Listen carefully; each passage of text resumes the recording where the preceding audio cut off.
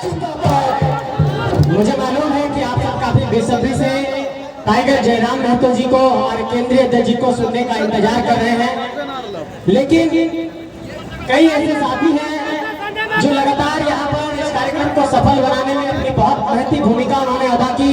हमारे साथी सिकेंद्र जी हैं, हमारे साथी कुलदीप जी हैं, हमारे साथी सूरज जी हैं, हमारे साथी प्रेम जी हैं, भगत के साथी हैं विनोद जी हैं, और तमाम जो साथी हैं दिलीप हैं, वीरेंद्र हैं, सभी साथियों का मैं आभार प्रकट करता हूँ। और तमाम झारखंड के अलग अलग इलाकों में जाकर के हम लोगों ने अपने भाषणों के माध्यम से झारखंड के भीतर एक जन जागरूकता लाने का काम किया है। लेकिन मैं आज आपको भाषण के माध्यम से कुछ मुद्दों पर बात नहीं रखूंगा।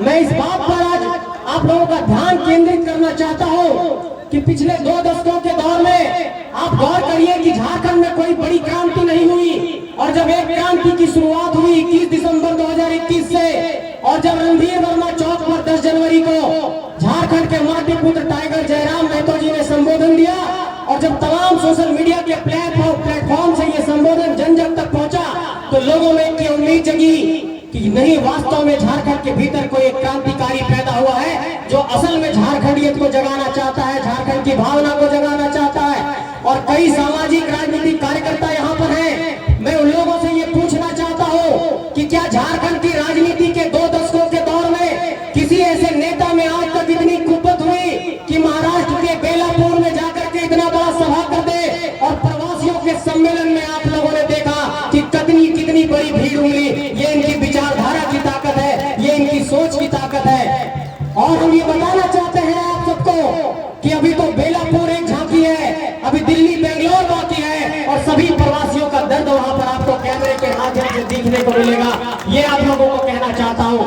और ये आंदोलन सिर्फ झारखंड के गांव-गांव तक नहीं पहुंचा है, ये आंदोलन प्रवासियों के दिल्ली मुंबई के गलियों तक पहुंचा है, उनके ऑटो के ड्राइविंग सीट पर पहुंचा है, उनके रिक्शे की ड्राइविंग सीट पर पहुंचा है, उसके उनका ठेला पर पहुंचा है, उनके जो छोला, और हमारे गांव भर के लोग जाकर के जो मजदूरी करते हैं, ये आंदोलन वहां तक पहुंचता है। इसलिए मैं ये कहना चाहता हूं कि ये आंदोलन जिन बिंदुओं पर शुरुआत हुई थी कि झारखंड की 6 हमारी जो क्षेत्रीय जनजातीय भाषा है उसको यहाँ के नौकरी में प्राथमिकता मिले, यहाँ के नियोजन में उसको प्राथमिकता मिले। दूसरा सवाल हमारा रहा है कि खतियान आधारित स्थानीय नीति लागू हो। तीसरा सवाल हमारा ये रहा है कि 60-40 की नियोजन नीति नहीं चलेगी। चौथा सवाल हम लोगों ने हमेशा उठाया कि इस राज्य के भीतर विस्थापन बहुत बड़े स्तर पर हुआ है और पुनर्वास की कोई योजना नहीं तैयार हुई, और शायद यही कारण है कि आप गौर करिएगा कि इस बरही की धरती पर 1995 के दौर के बाद से कोई ऐसा तीसरा चेहरा आज तक कुब्बत नहीं रख पाया कि ऐसे लोगों को चुनौती पेश करे। कुछ लोगों ने चुनौती पेश करने की कोशिश की थी तो खून की नदियां यहाँ पर बहा दी गई थी। इसलिए मैं ये कहना चाहता हूँ इस बरही की धरती से नेतृत्व का कौशल निकालना पड़ेगा, इस हजारीबाग की धरती से नेतृत्व का कौशल निकालना पड़ेगा। और ये चौपारण के लोगों पर बड़ा सवाल है, इस बरही के लोगों पर बड़ा सवाल है, पदमा के लोगों पर बड़ा सवाल है, चंदवाड़ा के लोगों पर बड़ा सवाल है कि 1995 के दौर के बाद से आपके माटी से कोई एक लीडर नहीं निकला। और अगर तोपचाची की धरती से कोई एक माटी का लीडर निकल करके 100 माटी का लीडर पैदा कर रहा है तो उसके साथ आपको खड़ा होना होगा, नहीं तो ये झारखंड से रुक जाएगा मेरे साथियों। मैं ये कहना चाहता हूँ कि इस इलाके में जब भी कोई नेतृत्व अगली पंक्ति में आकर के नेतृत्व करना चाहता है, जब इन लोगों को चुनौती पेश करना चाहता है, तो इस इलाके में एक परिपाटी बनाई गई है। इस इलाके की परिपाटी है कि केस मुकदमे में फंसा करके लोगों को जेल में डालो और भाई भाई में लड़ाओ, यही यहाँ की राजनीति है, और इस राजनीति की परिपाटी को बदलना होगा। और मैं ये कहना चाहता हूँ कि इस इलाके में लोगों ने, कल मेरे से मीडिया ने पूछा कि इस इलाके को अफीम तस्करी का हब बनाया गया, इस इलाके को शराब तस्करी का हब बनाया गया, इस इलाके को पशु तस्करी का हब बनाया गया। क्या आप लोगों ने बोला एक भी बार? हम लोगों ने कहा कि सभी मंचों से इस बात को कहा रहा है तो उन नेताओं को ये चुनौती पेश करता हूँ कि हमारे नौजवानों को शराब और गांजे के बल पर बर्बाद करते हैं, हमारे लोगों को दारू और शराब और अफीम के व्यापार में लिप्त करते हैं, वैसे ही लोगों को जेल में डालते हैं, अपने ही आपके लोग पशु की तस्करी करते हैं, आपके ही लोग जाकर के शराब की तस्करी करते हैं। और जब कोई इन सवालों पर सवाल उठाता है, मुद्दों पर जाकर के आवाज बुलंद करता है, तो उन लोगों पर केस मुकदमा करने की काम की जाती है। इसलिए मैं ये कहना चाहता हूँ कि आपके जेहन जहन में ये सवाल खड़ा होना चाहिए कि 1995 के दौर के बाद से, राम लखन बाबू के दौर के बाद से इस इलाके से कोई नेता क्यों नहीं निकला? आपके जहन में ये सवाल खड़ा होना चाहिए कि बक्सर का आदमी बार बार यहाँ सांसद कैसे बनता है? आपके जहन में ये सवाल खड़ा होना चाहिए कि चतरा का सांसद बिहार की धरती से कैसे बनता है? आपके जहन में ये सवाल खड़ा होना चाहिए कि पलामू का सांसद बिहार की धरती से क्यों बनता है? आपके जहन में यह भी सवाल खड़ा होना चाहिए कि धनबाद का सांसद यूपी से क्यों बनता है? आपके जहन में यह भी सवाल खड़ा होना चाहिए कि गोड्डा का सांसद भागलपुर से क्यों खड़ा होता है? भागलपुर का आदमी गोड्डा का सांसद क्यों बनता है? क्या झारखंड की माटी में इतनी कुव्वत नहीं? क्या झारखंड की माटी बांझ हो गई है? क्या हमें अपने माटी से लीडर नहीं निकाल सकते हैं? इस पहलू पर आप लोगों को सोचना होगा।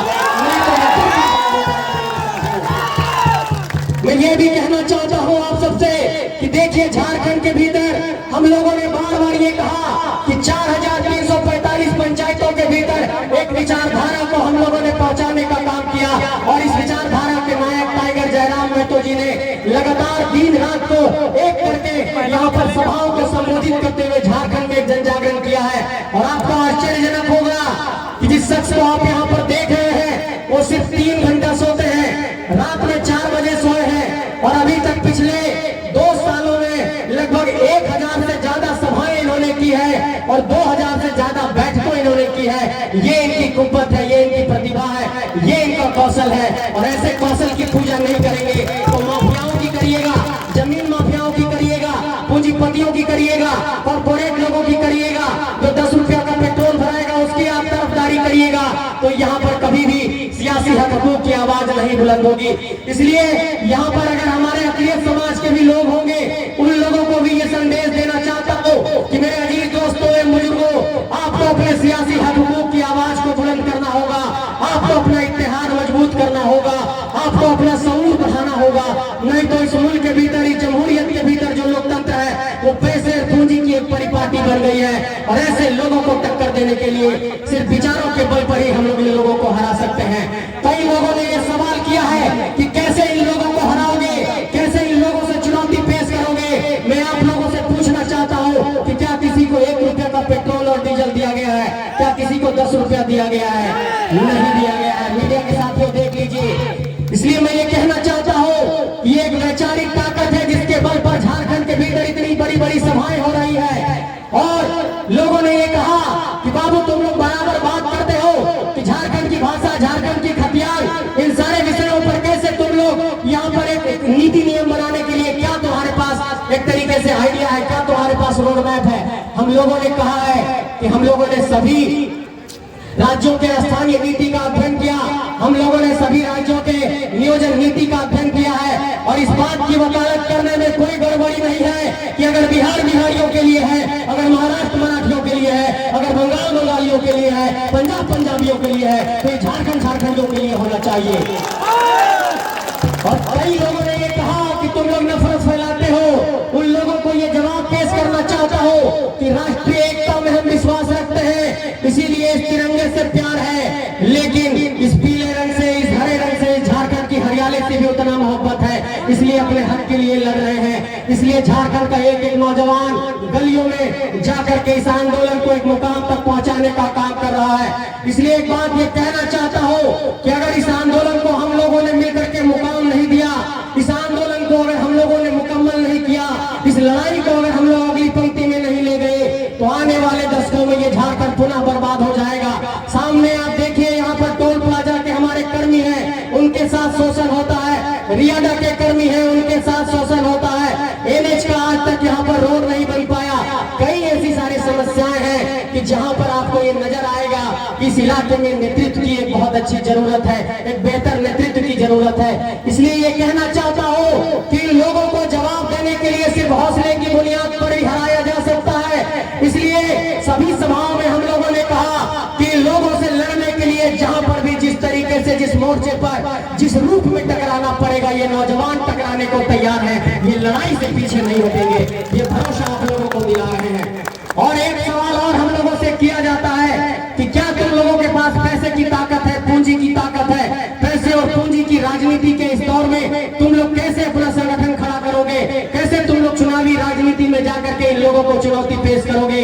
मैं ये कहना चाहता हूँ कि जहाँ भी सभाएं हुई, चतरा में सभा हुई तो हमारे कई साथियों पर एफआईआर दर्ज किया गया, डुमरी में सभा हुई तो कई साथियों पर एफआईआर दर्ज किया गया, और हमारे केंद्रीय अध्यक्ष पर तो अभी तक लगता है 100 से अधिक एफआईआर दर्ज हो गए होंगे।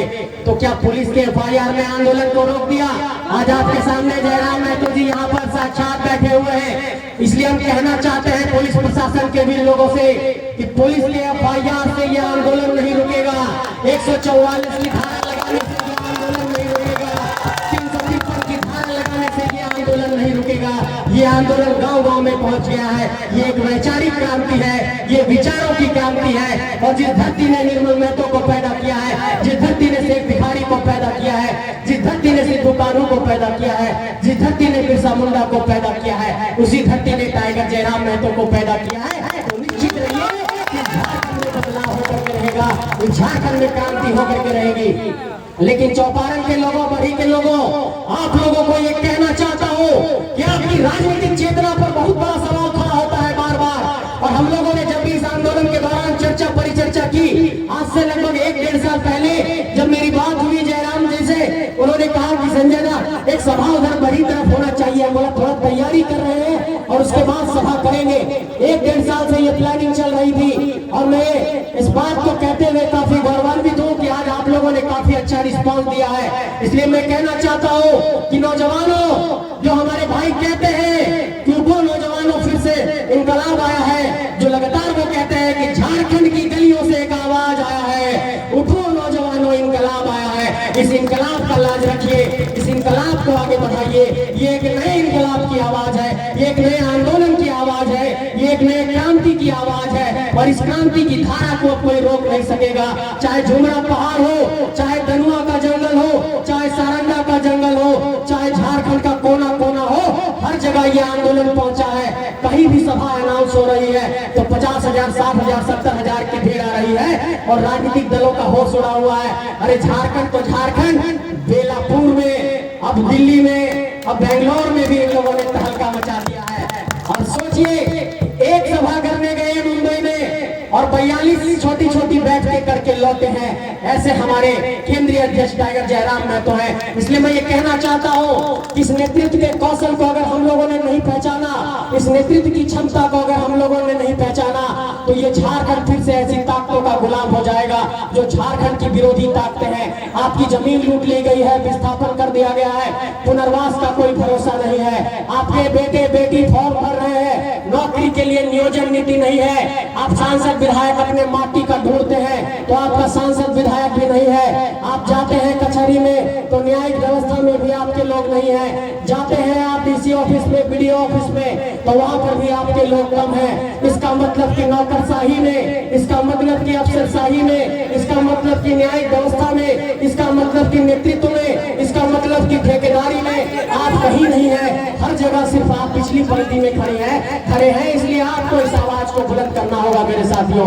और मैं ये कहना चाहता हूँ, कई साथियों ने हम लोगों से कहा कि भैया इस सीओ लोग बड़ी म्यूटेशन में पैसा लो तो एक काम फ्री में कर दो, इस सबके कोई इलाज है कि नहीं। मैं ये कहना चाहता हूँ कि ये जितने सीओ दिखते हैं, आपको जितने वीडियो दिखते हैं, आलोचना नहीं कर रहा हूँ, लेकिन बड़े स्तर पर एक गड़बड़ी है। सबको पोस्टिंग के लिए कहीं ना कहीं अपनी भी सेटिंग गेटिंग करनी पड़ती है। सिर्फ इस सरकार को दोष नहीं दे रहा हूँ, पिछले 2 दशकों में तमाम सरकारों का ये दोष रहा है कि झारखंड में ट्रांसफर पोस्टिंग का एक बड़ा उद्योग चलाया गया और इस कारण से यहाँ के लोगों का कल्याण नहीं हो पाया। इसलिए ये कहना चाहता हूँ कि अगर आज की तारीख में अगर ये आंदोलन इतने बड़े व्यापक पैमाने पर अगर फैल गया है तो झारखंड की यहाँ की प्रशासनिक व्यवस्था को एक चुनौती पेश करना पड़ेगा, यहाँ के नेतृत्व को एक चुनौती पेश करना पड़ेगा और सीना ठोक कर ये कहना पड़ेगा कि हम आ गए हैं मैदान में तुमसे 2-2 हाथ करने के लिए। जहां भी लड़ना है लड़ने के लिए बुला लो, ये नौजवान लड़ने को तैयार है। ये चुनौती जब तक इन लोगों को पेश नहीं करेंगे, ये झारखंड की धरती चारागाह बनी रहेगी। क्या साथ मिलेगा इस आंदोलन में आप लोगों का? चौपारण की धरती से आज एक हम शपथ चाहता हूँ, दोनों हाथ उठाइए, दोनों हाथ उठाइए, जोर से बोलिए जय झारखंड। आंदोलन में साथ मिलेगा, इस लड़ाई में साथ देंगे, टाइगर जयराम महतो जी के आंदोलन को घर घर तक पहुंचाएंगे। मुर्गा दारू में नहीं ना बिकेंगे, 100 रुपये का पेट्रोल में नहीं ना बिकेंगे। ये देखिए, आपको समझना होगा साउथ इंडिया के राज्य जब अपने हक अधिकार के लिए लड़ने की बारी आती है तो वहां पर वो लड़ करके अपना हक ले लेते हैं, वो अपने ही माटी से विधायक और सांसद बनाते हैं। और आप कहते हैं कि हमें थे तो नेतवे न कोई छोड़ा, बड़ी नेता बन रहा लो। अरे कोई नेतृत्व करने निकला है तो उसका पीठ पर दबाओ, उसकी आलोचना मत करो। अपनी माटी से लीडर नहीं निकालोगे तो कहां से लीडर निकालोगे, ये मैं पूछना चाहता हूं। और इसलिए आप सबसे ये कहना चाहता हूं कि जिन लोगों ने इस इलाके को मानसिक तौर पर गुलाम बना करके रखा है, मनोवैज्ञानिक तौर पर गुलाम बना करके रखा है, किस इलाके से नेता नहीं निकल सकता है, उन लोगों को ये चुनौती पेश करना चाहता हूं। किसी रामपुर से, इसी बसरिया से, इसी चौपारण से, इसी झापा से, इसी बिदवारा से, इसी चौपारण की धरती से, इसी बरी की धरती से, परमा की धरती से, चंदवाड़ा की धरती से भजन से नेता निकलेगा और इन लोगों को चुनौती पेश करेगा कि अब लड़ गया तुम्हारा समय, आ रहे हैं नौजवान, आ जाओ जहां लड़ना है, ये अब बारी आने वाली है। आज बस इतना ही कहूंगा। किसान